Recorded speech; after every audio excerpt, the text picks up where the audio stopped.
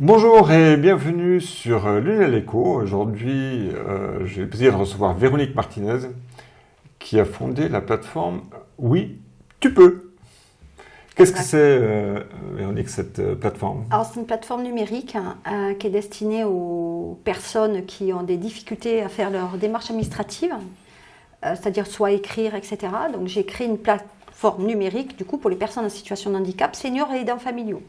Donc, en général, on parle de public, on va dire, fragile, plutôt vulnérable, voilà, mais qui ont des soucis avec les démarches et savoir écrire. Vous savez, tout le monde ne sait pas bien écrire et donc demande des fois même à des gens d'écrire pour eux. Et ces personnes-là aussi rencontrent des difficultés. Donc, à partir de là, j'ai souhaité sonder mon entourage. Donc la famille qui avait elle-même des difficultés, j'ai commencé à faire leur démarche à elle-même. J'ai dit, mais s'il existait un produit où c'est que tout serait clé en main, vous aurez mettre vos noms et votre prénom, et en 3 minutes, la démarche serait réalisée. Ils m'ont dit, ça serait super. C'est ce que j'ai créé avec Oui Tu Peux. Donc il y a une bibliothèque forte de 500 courriers juridiques administratifs. Voilà. Ensuite, il y a un parcours pour remplir les dossiers qu'on appelle CERFA, donc pour obtenir la hache, pour obtenir l'APA, la CMI, voire d'autres aides aussi.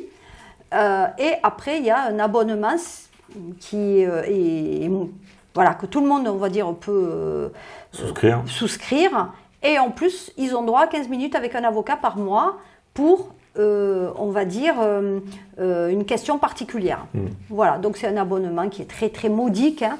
Mais en fait, ça vient, on va dire, un peu soutenir la personne qui a créé le site et tout ce qui est publicité, etc. autour. Alors, comment vous est venue cette idée initialement?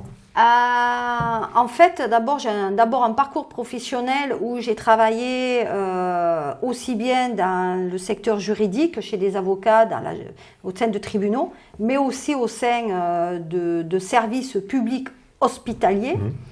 Et en fait, j'ai toute cette compétence que j'ai acquise, à un moment donné, j'ai sondé aussi ma famille en disant, voilà, moi j'aimerais quand même créer quelque chose pour les aider vraiment, parce qu'en France actuellement, il y a 80% de la population qui refusent, ou en tout cas ne connaissent pas les droits et ne les activent pas. Et donc, vous savez, même s'il y a Google, même s'il y a l'IA, etc., les gens, des fois, sont un peu feignants, parce qu'il faut savoir que l'IA se trompe à 30%. Donc, au lieu de bien faire, on peut mal faire, et des fois, on peut avoir une réponse négative, alors qu'avec Oui Tu Peux, on peut avoir une réponse peut-être potentiellement positive.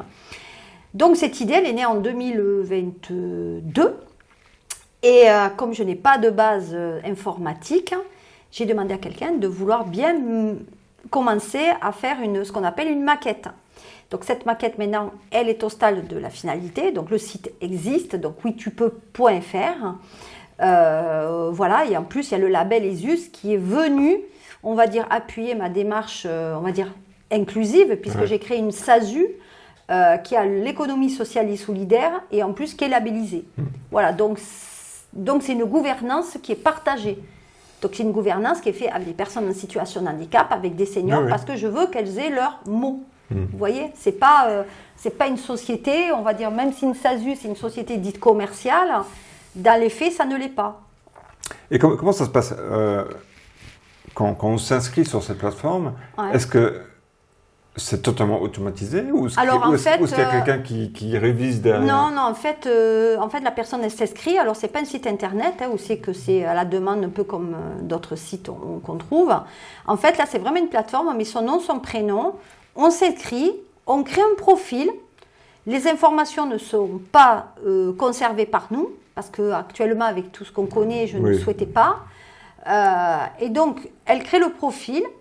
Après, avec ce profil, elle a droit à des lettres gratuites par mois. Elle en a 3 gratuites. Vous voyez, elle en a 500. Donc, elle peut quand même choisir. Après, il y a le parcours que je vous ai dit quand même, qui est un peu modique. S'il y a une lettre vraie particulière et s'il y a un recours, elle paye, je crois, 5 € et elle a son courrier. Et si elle veut un abonnement, si ça lui plaît, elle le peut. Voilà. Mais si elle n'est pas abonnée, ça va faire 5 €, autant prendre un abonnement, qui sera très vite rentabiliser pour elle. Voilà. Après, il y a le parcours numérique. Alors là, effectivement, il y a les dossiers MDPH, on demande... Après, il y a tout ce qui est dans le handicap et tout ce qui est senior aussi. C'est-à-dire, alors il y a plus de 500 lettres qui va de la banque aux problèmes avec les voisins, au retrait de permis. Enfin, vous voyez, c'est des demandes de matériel. En ce moment, c'est des fauteuils roulants pour les personnes handicapées. Voilà, mais bon, moi j'ai siégé déjà à la MDPH, j'ai siégé dans les associations.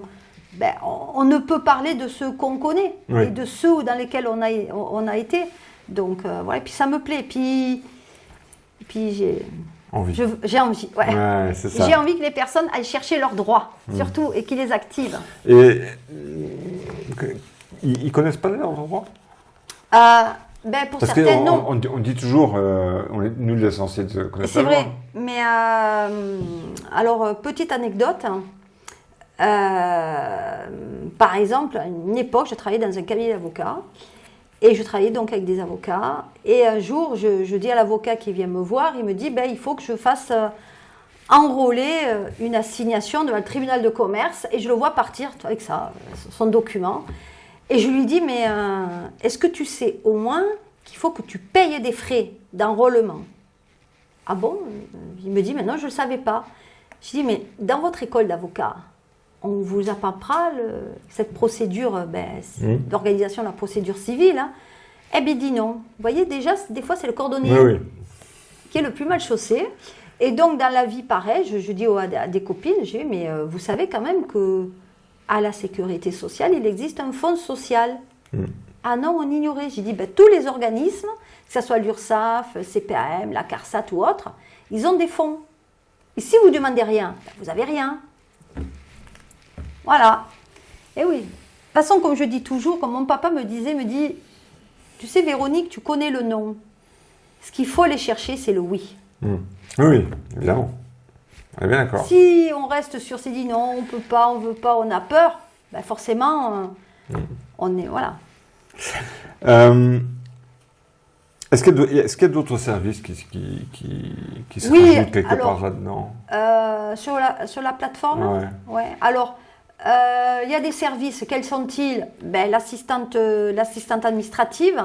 Si vraiment la personne d'elle-même, elle a fait un courrier, un recours, parce qu'elle a déjà des données, peut-être qu'elle a déjà travaillé aussi dans le secteur, elle me soumet le courrier, elle me dit, voilà, est-ce que vous pouvez quand même relire des fois que des soucis, des incompréhensions de mots? Oui, là, elle va solliciter. Donc, je vous le dis, c'est moins cher qu'un avocat qui prend déjà une somme à 3 chiffres par heure. Voilà. Oui. Alors que nous, on va quand même y travailler dessus et on prend une somme vraiment modique. Puis, je vous ai dit, ils ont droit à un quart d'heure avec un avocat par mois. Mais si ça ne suffit pas, ils nous soumettent leurs documents et on les accompagne. Donc, mais c'est une plateforme quand même qui est autonome avant tout. Oui. Parce que j'ai créé un service aussi... il y a quelques années, maintenant il y a 2015, j'avais créé un service qui s'appelle Handijuris, où là, j'accompagne de A à Z. Administrativement, je vais chercher vraiment leurs droits. Voilà. D'accord. Et donc là, j'ai créé le même modèle, mais numérique. Voilà. Qu'est-ce qu'il y a d'autre? Que le dossier MDPH, il est à compléter... de manière automatique sur un logiciel, je ne sais pas si on parle de ce logiciel qui s'appelle le Glide. Ouais. Donc ça, c'est des parcours. Donc là, on met le nom, prénom, la date de naissance et tout. Et le dossier, ça va directement à la MDPH de son département. D'accord. Voilà. Donc tout ça, quasiment automatisé? Ah oui, c'est tout est automatisé. Automatisé, on a déjà testé, plus que testé, pour que ça fonctionne, bien sûr. D'accord. Voilà. Bon, mais c'est déjà pas mal. Ben ouais, c'est déjà vraiment pas mal, ouais. Qu'est-ce qu'il vous reste à souhaiter d'avoir un peu plus d'abonnements peut-être, que les gens s'y intéressent aussi, un peu plus de présence aussi. Ouais. Après, bon, le bassin Lunélois, moi j'ai quand même un appartement ici, ouais. Voilà, centre, pas très loin on va dire des arènes. Voilà, j'aime bien cette ville que j'ai découvert parce que, l'affectif a fait que je suis du côté de Lunel. Je connais ça. Voilà, donc, qui fait que je suis là. Et puis bon, je découvre une ville qui est intéressante. Même si on ne met pas trop en avant les entreprises qui œuvrent et qui veulent émerger et se faire connaître. Et heureusement que vous êtes là. Voilà. Bon, on s'est rencontrés, c'est vrai, lors de... Les challenges d'entreprise. Voilà, des challenges d'entreprise. Et puis là, un peu déçue parce que, bon, j'ai l'impression quand même qu'il y a un peu de l'entre-soi, quoi, hein, comme beaucoup dans le réseau, hein, ou de certains réseaux. Oui, Voilà. oui. Après, Voilà. c'est... Oh, je parle pas de copinage, je parle vraiment de... Oui, non, Voilà. c'est des réseaux, des fois, ils Voilà. sont un petit peu fermés, mais... Voilà. Faut pousser, hein. Faut pousser un peu des... Voilà, jouer un petit peu les coups. Ouais. Oh, j'irai pas dire que parce que j'étais une femme, hein, parce que des femmes qui ont été récompensées. Mais je crois au challenge, il y avait 80% de femmes. Oui. Moi, je me suis retrouvé très tout seul à répondre au challenge que la BG m'a indiqué. Bon, je crois qu'on était 2 ou 3 hommes, pas plus. Peut-être. Peut-être. Je ne m'en souviens pas, hein, c'était en avril. Et puis, j'étais le plus...